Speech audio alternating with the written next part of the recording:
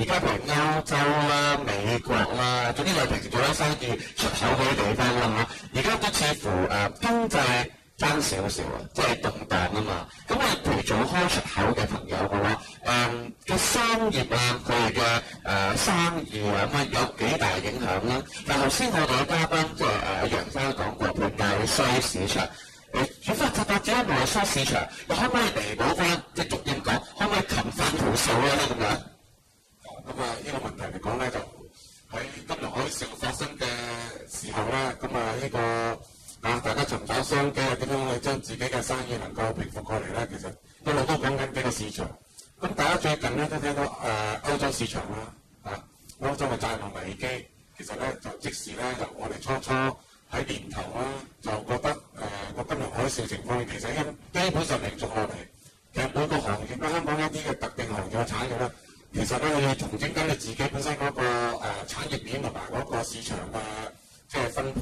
咁但係嚟講咧，依家睇翻個歐洲咧，其實開始又有啲暗湧出嚟嘅時候咧，其實我哋已經係有少少嘅即係擔憂喺歐洲呢方面咧，我哋咧要俾少少謹慎嘅保守。咁原因就係話我哋本身睇到嗰個債務危機咧，其實令緊嗰個歐羅咧嗰個衝擊咧，對我哋本身嘅出口咧有一定嘅影響喺度。但係咧，我哋喺個月咧，我哋睇翻咧就話某啲行業咧嗰個情況就唔好比我哋初擔憂咁即係嚴重，因為可能依家睇翻佢哋本身可能係一啲部分嘅國家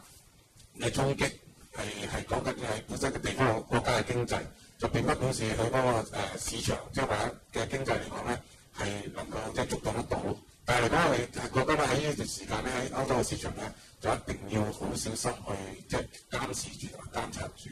咁至於喺國外嘅市場裏邊咧，其實喺呢個環境裏邊咧，我哋大家都知道啦，我哋過往都做開出口業咧，其實喺歐洲嘅市場咧，大家